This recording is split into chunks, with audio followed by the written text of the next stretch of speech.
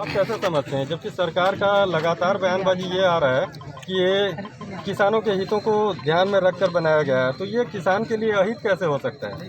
देखिए, सबसे पहले मैं पूरे दिल्ली में देश की राजधानी में डटे हुए सभी क्रांतिकारी, देश का अन्नदाता, देश का भाग्य विधाता सभी किसानों को मैं क्रांतिकारी सलाम करता हूं, जय भीम करता हूं।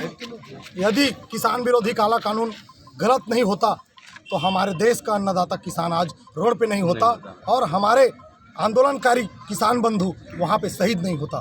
यदि राष्ट्र हित पे यदि या हमारे राष्ट्र का हुक्मरान, हमारे देश का हुक्मरान प्रधानमंत्री नरेंद्र मोदी वास्तव में किसान का हित चाहते तो किसानों को वहाँ आज 2 माह से भी ऊपर बीत गया, वहाँ पे रहने का कोई ज़रूरत नहीं पड़ता।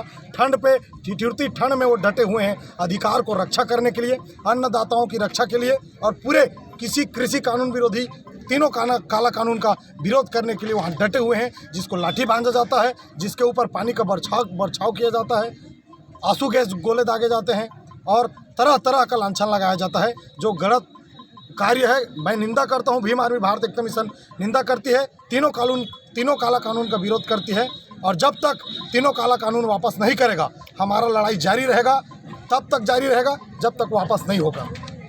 भैया जी, बीजेपी के जितने भी सांसद हैं सभी का कहना है कि चाहे कुछ भी हो जाए बिल वापस नहीं होगी, उसमें समझौता किया जा सकता है, उसमें संशोधन किया जा सकता है। तो आप संशोधन की बात को क्यों नहीं मान रहे हैं? देखिए, ये जो संविधान है इसमें सबको बराबर का अधिकार है और जो तानाशाही सरकार बैठा हुआ है, मोहन भागवत का सरकार, आरएसएस चलाता है नरेंद्र मोदी को, ना कि नरेंद्र मोदी चलता है।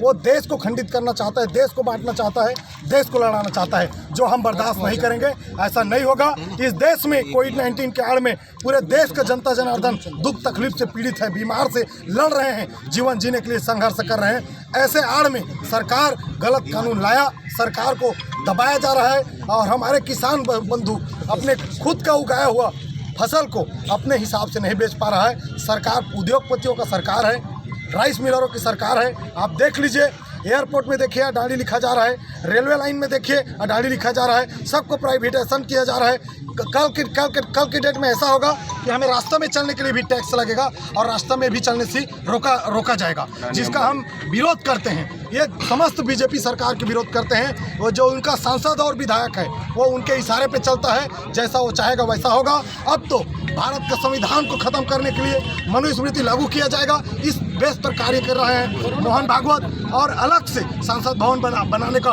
भूमि पूजन हो चुका है, निर्माण चालू हो चुका है और अलग से संविधान बना, अलग से संसद भवन बना, तो कोई भी सांसद और कोई भी विधायक कुछ नहीं बोल सकता। जबकि आज संविधान जिंदा है, इसके बाद भी एक भी सांसद कुछ नहीं बोल पा रहे हैं, सब मौन है।